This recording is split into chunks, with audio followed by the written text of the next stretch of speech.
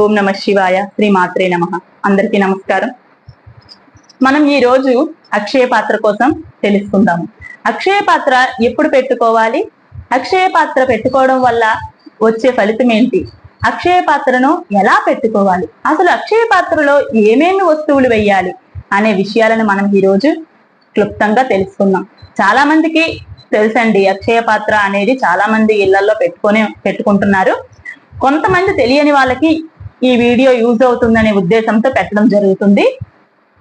అయితే అక్షయ పాత్ర అనేది మనం ఎప్పుడు పెట్టుకోవాలి అంటే అక్షయ తృతీయ రోజు పెట్టుకోవాలి. అక్షయ తృతీయ రోజు అక్షయ పాత్ర పెట్టుకోవడం వీలు కాని వాళ్ళు, అంటే ఆడవాళ్ళకి సూతకంలో కుటుంబంలో ఎవరైనా మరణం చెందిన ఏదైనా జరిగినప్పుడు సూతకం వస్తుంది కదా, ఆ నేటి సూతకంలో ఉన్నప్పుడు పెట్టుకోకూడదు. అలాంటి టైంలో కానీ లేదంటే ఆడవాళ్ళకి ఏదైనా ఇబ్బంది కలిగినప్పుడు కానీ అక్షయ తృతీయ రోజు అక్షయ పాత్ర పెట్టుకోకూడదు. అలాంటి వాళ్ళు ఎప్పుడు పెట్టుకోవాలి అంటే శ్రావణ మాసంలో వచ్చే 4 శుక్రవారాలలో ఏ శుక్రవారం అయినా పెట్టుకోవచ్చు. అయితే అక్షయ పాత్రలో ఏమేమి వెయ్యాలి అనేది ఇప్పుడు మీకు నేను చూపిస్తాను. అక్షయ పాత్ర అనేది ఎలా తయారు చేసుకోవాలి, ఏమేమి అక్షయ పాత్రలో వెయ్యాలి అనేది నేను మీకు ఇప్పుడు చేసి చూపిస్తాను. అయితే అక్షయ పాత్ర పెట్టుకోవడం వల్ల ఫలితం ఏంటి అనేది అక్షయ పాత్ర తయారు చేసిన తర్వాత మీకు చెప్తాను. ముందుగా మనం ఒక కుండ తెచ్చుకోవాలి. అది ముందు రోజు మీరు వెళ్ళి తెచ్చుకోండి. అక్షయ తృతీయకి ముందు రోజు వెళ్ళి తెచ్చుకోండి. అక్షయ తృతీయ రోజు పెట్టుకోవాలి అని అనుకునే వాళ్ళు అక్షయ తృతీయ వచ్చే ముందులో మనం కుండ, తర్వాత లక్ష్మీ గవ్వలు. లక్ష్మీదేవి సముద్రంలో ఆవిర్భవించింది, అంటే లక్ష్మీదేవికి తోడబుట్టిన వాళ్ళు ఈ గవ్వలు, లక్ష్మీ గవ్వలు అంటారు. గవ్వల్లో కూడా చాలా రకాలు ఉన్నాయి. అంటే లక్ష్మీ గవ్వలు కొంచెం పసుపు పచ్చగా ఉంటాయి, అది తెలుసుకోవాలి మనం. తర్వాత రాళ్ల ఉప్పు, కల్లుప్పు అంటారు. ఆ ఉప్పు కూడా లక్ష్మికి చాలా ఇష్టం అనమాట. లక్ష్మీదేవికి సముద్రంలో ఉద్భవించడం వల్ల కల్లు ఉప్పు, ఈ లక్ష్మీ గవ్వలు ఇలాంటివన్నీ కూడా ఆవిడికి చాలా ఇష్టం. ఇవన్నీ మంగళకరమైన వస్తువులు అనమాట. అయితే వీటన్నిటితో మనం ఇప్పుడు అక్షయ పాత్ర తయారు చేసుకుందాం. అక్షయ పాత్రకి ఈ కుండ తెచ్చుకుంటాం కదా, ఈ కుండతో పాటు ఉట్టిగా ఈ కుండ మాత్రం ఎప్పుడు తీసుకురాకండి. మట్టి కుండ తెచ్చుకునేటప్పుడు అక్షయ పాత్ర కోసం ఒక చిన్న ప్రమిద ఒక్కటైనా కూడా తోడుగా తెచ్చుకోవాలి.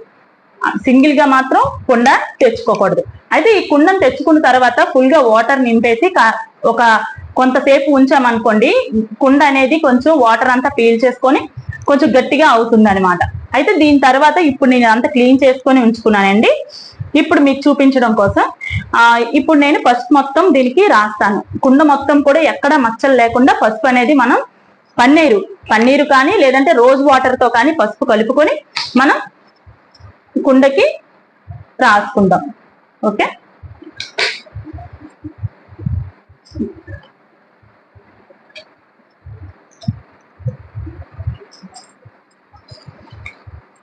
ఖచ్చితంగా మచ్చలు అనేవి లేకుండా రాసుకోవాలండి. అంటే మనం పసుపుని కొంచెం వాటర్లా కలపాలి. ముద్దగా కలిపితే మనకి అవ్వదనమాట. ఎక్కడ మచ్చలు లేకుండా రాసుకొని కుండకి రాసుకున్న తర్వాత మనం కుంకుమతో మన మనస్సంతృప్తికి మనకి నచ్చిన విధంగా మనం అలంకరణ చేసుకోవాలి. అయితే ఆ అలంకరణలో భాగంగా ముఖ్యమైనది ఏంటి అంటే శ్రీం అనే పదాన్ని మనం అక్షరాన్ని, బీజాక్షరం శ్రీం అనేది, ఆ బీజాక్షరాన్ని మనం రాయాలి, కుంకుమతో రాయాలి. తర్వాత గంధం కుంకుమతో కుండని పూర్తిగా అలంకరించుకోవాలి.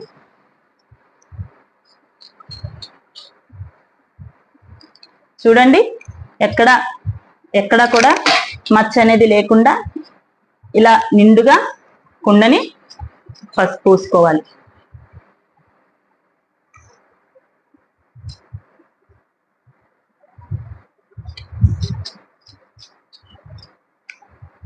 పసుపు పూసుకున్న తర్వాత ఇలాంటి ఇయర్ బడ్ తీసుకుంటే మీరు కరెక్ట్ గా శ్రీమన్ రాయడానికి మీకు వీలుగా ఉంటుంది. చేయితో రాసేటప్పుడు మనకి అంత ఇదిగా రాదు కదా.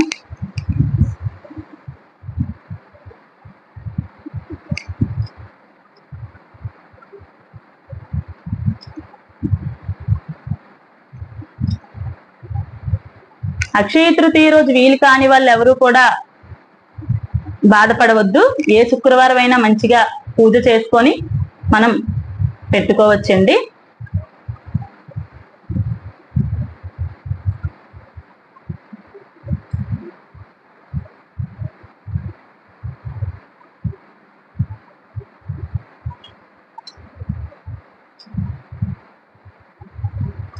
ఇప్పుడు గంధం, కుంకుమ ఇదిగోండి ఇలా రాసుకొని మీకు చూపిస్తాను. మొత్తం అలంకరణ అయ్యాక మీకు చూపిస్తాను.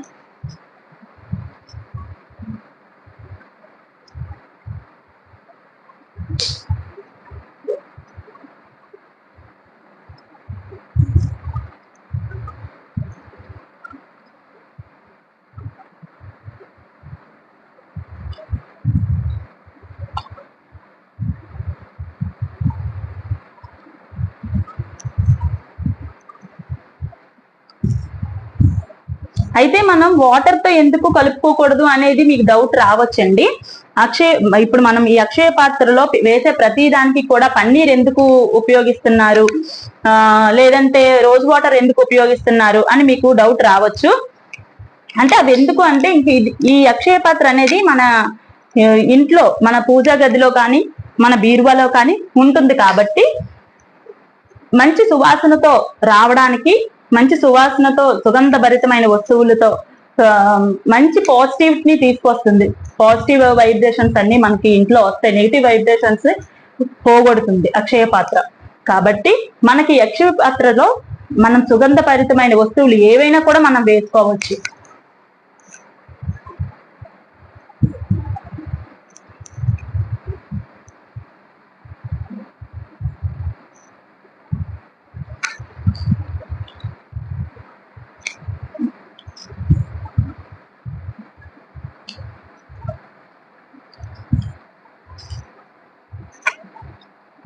మనకు నచ్చిన విధంగా ఇలాగే చెయ్యాలి అని ఏమీ లేదండి. మనకు నచ్చిన విధంగా మనం చేసుకోవచ్చు. ఇలాగే చెయ్యాలి, ఇలాగే అనేదేమీ లేదు. మనకు నచ్చిన విధంగా మనం చేసుకోవచ్చు. అయితే ఇప్పుడు ఇందులో ఏమేం వెయ్యాలి అనే దానికి వద్దాము.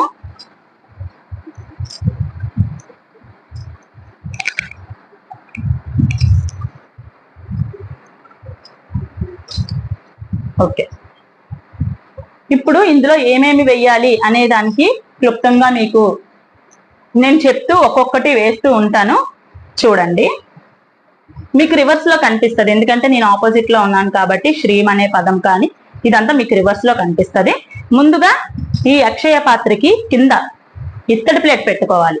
ఇత్తడిది కానీ వెండిది కానీ పెట్టుకోవచ్చు. ఇదిగోండి, పెట్టుకొని తమలపాకులు ఒక 3 కానీ 5 కానీ ఎన్నైనా, ఒకవేళ తమలపాకులు లేవు అనుకుంటే కొంచెం పసుపు, కుంకుమ, అక్షంతలు వేయొచ్చు. నేను ఈ తమలపాకులకి గంధం బొట్లు పెడుతున్నాను.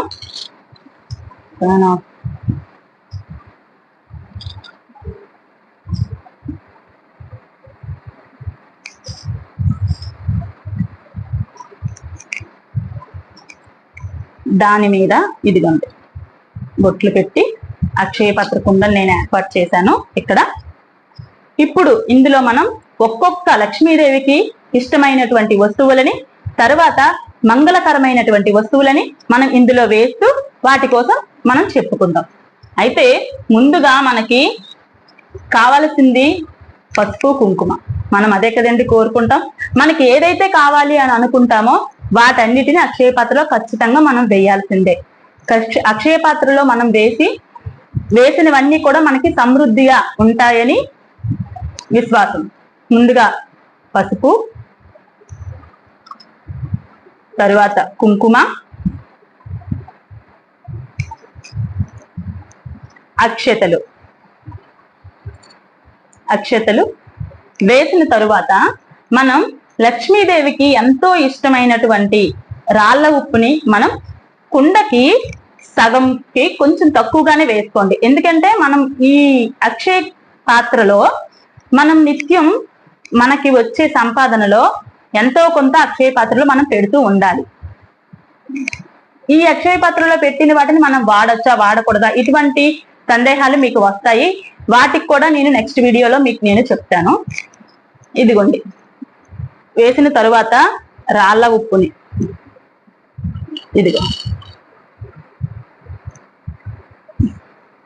ఇదిగోండి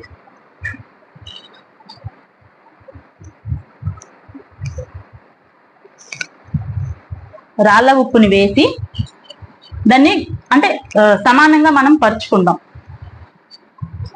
పరుచుకున్న తర్వాత దీని మీద మనం ఏమేం వేయాలి అని అంటే మళ్ళీ పసుపు కుంకుమ,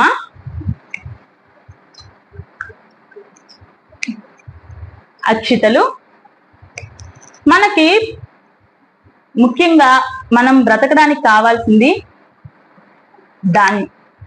మనకి ఖచ్చితంగా మనకి ఇంట్లో తిండికి లోటు లేకుండా ఉండాలి అని ఆ లక్ష్మీదేవికి కోరుకుంటూ మనం బియ్యాన్ని వేయాలి. ఇలా 3 సార్లు కొంచెం కొంచెంగానే వేయొచ్చు. బియ్యం వేసిన తర్వాత మళ్ళీ ఒక్కసారి ఇలా ఇలా అలా అంటే స్ప్రెడ్ చేసుకోవాలి మొత్తం. అయిన తర్వాత ఇప్పుడు అక్షయ పాత్రలో ఒక బ్లౌజ్ పీస్ ఉంటది కదా, దాన్ని ఒక చిన్న ముక్క తీసుకుంటే చాలు. చిన్న ముక్క అంటే మరి చిన్న ముక్క కాదు, ఎందుకంటే మనం ఈ ఉప్పు, బియ్యం, ఈ పసుపు, కుంకుమ మనం ఏవైతే వేసామో వాటి మీద మనం దీన్ని కప్పాలి.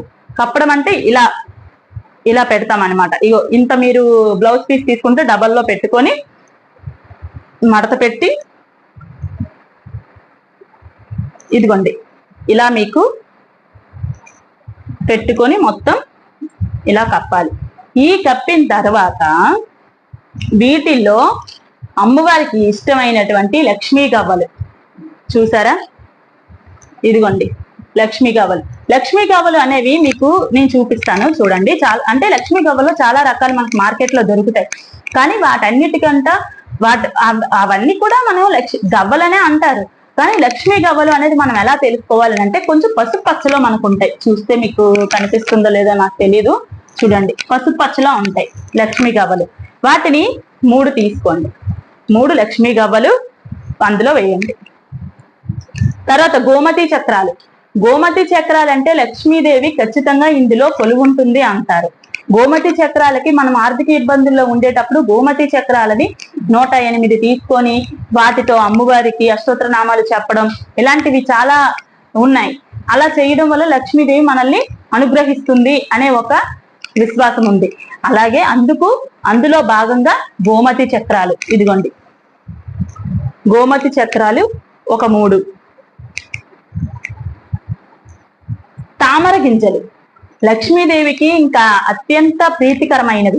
ఎందుకు అంటే అమ్మవారు వెలిసిందే తామర పుష్పంలో నుంచి. ఆ కలువ పువ్వు అన్నా తామర పువ్వులన్నా అమ్మవారికి చాలా ఇష్టం. ఆ అమ్మవారిని మనం ఏ చిత్రపటంలో చూసినా, ఏ విగ్రహ రూపంలో కూడా చూసినా కూడా అమ్మవారు ఆ పువ్వులో నుంచే, ఆ పుష్పంలో నుంచే, తామర పుష్పంలో నుంచే అమ్మవారు ఉంటుంది.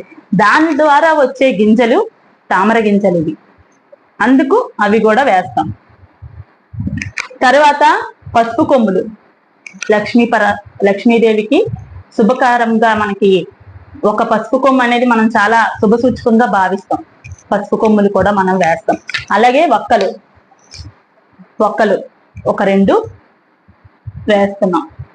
ఇప్పుడు ఇక్కడ వీటిపైన బ్లౌజ్ పీస్ మీద ఇవన్నీ వేసాం కదా, వీటన్నిటి మీద పసుపు కుంకుమ కొంచెం కొంచెంగా మనం వేసుకోవాలి. వీటన్నిటి మీద ఇదంతా చేసినప్పుడు కూడా నేను మీకు చెప్తూ చేసేస్తున్నాను. కానీ మీరు పూజ కదా, ఇదంతా మీకు చూపించడానికి మాత్రమే నేను చేస్తున్నాను కనుక నేను మీకు చెప్తూ ఎక్స్ప్లెయిన్ చేస్తూ నేను చేస్తున్నాను. మీరు చేసుకునేటప్పుడు ఓం శ్రీ మాత్రే నమః, ఓం శ్రీ మాత్రే నమః, ఓం శ్రీ మాత్రే నమః అని చెప్పుకుంటూ ప్రతి ఒక్కదాన్ని భక్తితో శ్రద్ధతో అమ్మవారి మీద నమ్మకంతో అక్షయ పాత్రని నమ్మి ఏది చేసినా కూడా నమ్మకం అనేది చాలా ప్రధానమండి. ఓం శ్రీ మాత్రే నమః అనే అమ్మవారి నామం చెప్పుకుంటూ ఆ మంత్రాన్ని జపిస్తూనే ఈ ప్రాసెస్ అంతా మీరు చేయాలి. ఓకేనా? తర్వాత జవ్వాదు అనేది మార్కెట్ లో దొరుకుతుంది. చాలా సుగంధభరితమైనది. అమ్మవారికి సువాసిని సువాసనలు అంటే చాలా ఇష్టం అమ్మవారికి. అందుకు ఇదిగో అంటే మనం పెట్టుకున్న తర్వాత మనకు కూడా చాలా పాజిటివ్ వైబ్రేషన్స్ ఉంటాయండి. తర్వాత పచ్చకర్పూరం. పచ్చకర్పూరం అంటే ఆ శ్రీనివాసుడికి చాలా చాలా ఇష్టం. మరి భర్తకి ఇష్టమైనది ఆవిడికి ఇంకెంత ప్రాణమై ఉంటది, అంతే కదా. లక్ష్మీదేవికి కూడా చాలా ఇష్టమండి. ఇదిగోండి పచ్చకర్పూరం. పచ్చకర్పూరం కూడా మార్కెట్ లో మీకు అవైలబుల్ ఉంటది. ఇప్పుడు ఇవన్నీ వేసిన తరువాత అప్పుడు మనం అందులో డబ్బులు పెట్టుకోవాలి. డబ్బులు అంటే ఎంత పెట్టాలి, నీకు ఎంత ఉంటే అంత పెట్టుకోవచ్చు. 10 రూపాయల, 11 రూపాయల, ఒకవేళ నోటు పెడితే దానిపైన 1 రూపాయి కలిపి పెట్టండి ఫస్ట్ టైం పెట్టేటప్పుడు, ఓకేనా. నేను ఇదిగోండి ఇది అక్షయ పాత్ర అండి. ఈ అక్షయ పాత్ర మనం పువ్వులతో అలంకరించుకొని దీప ధూప నైవేద్యాలను మనం పెట్టుకోవచ్చు. నిత్యం పెట్టుకోవాలి.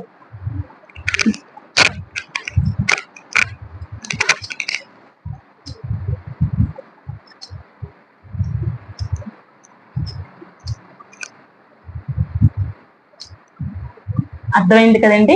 ఈ అక్షయ పాత్రలో పెట్టాం కదా ఇప్పుడు డబ్బులు. అలాగే ప్రతిరోజు ఇప్పుడు కొంతమందికి రోజువారీ కష్టపడిన తర్వాత రోజువారీ డబ్బులు వస్తాయి, కొంతమందికి నెల జీతం వస్తుంది.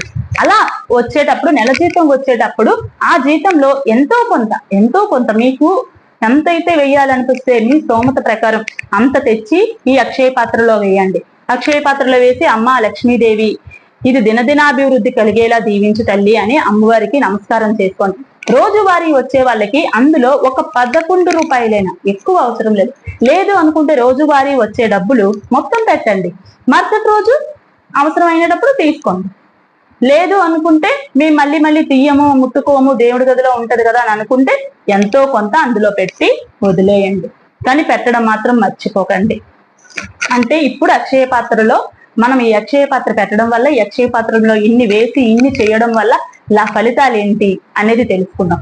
అంటే అక్షయ పాత్ర పెట్టినవన్నీ కూడా మనకి సమృద్ధిగా ఉంటాయని, అక్షయ పాత్రలోకి వేసిన ప్రతి ఒక్క వస్తువు మనకి సమృద్ధిగా తల్లి ఇస్తుందని మన నమ్మకం. ఇందులో వేసిన వాటన్నిటికీ కూడా శుభప్రదమైనవి అవన్నీ కూడా. మనం ఏమేమి వేసాము, ధనం వేసాము, తినేవి మనకి తినడానికి ఆహారం వేసాము, మన పసుపు కుంకుమ వేసాము, మనకి ఇంకేం కావాలండి, అంతే కదా. మనకు కావాల్సినవి అవే కదా. అవే మనం వేసాము, వాటన్నిటినీ ఆ తల్లి ఇవ్వాలి అనేది మనం నమ్మకంతో కోరుకొని చేయాల్సిన పని. అయితే అక్షయ పాత్ర వల్ల మనకి ఖచ్చితంగా ధనధాన్య పాడి పంట పసుపు కుంకాలు అన్ని మనకి సమృద్ధిగా ఆ తల్లి ఇస్తుంది. ఖచ్చితంగా అక్షయ పాత్ర నమ్మకంతో పెట్టుకోవడం ద్వారా అవన్నీ మనకి సమకూరుతాయి. మీకు అర్థమైందనే అనుకుంటున్నాను. ఏవైనా డౌట్స్ ఉంటే కామెంట్ సెక్షన్ లో కామెంట్ చేయండి. ధన్యవాదాలు.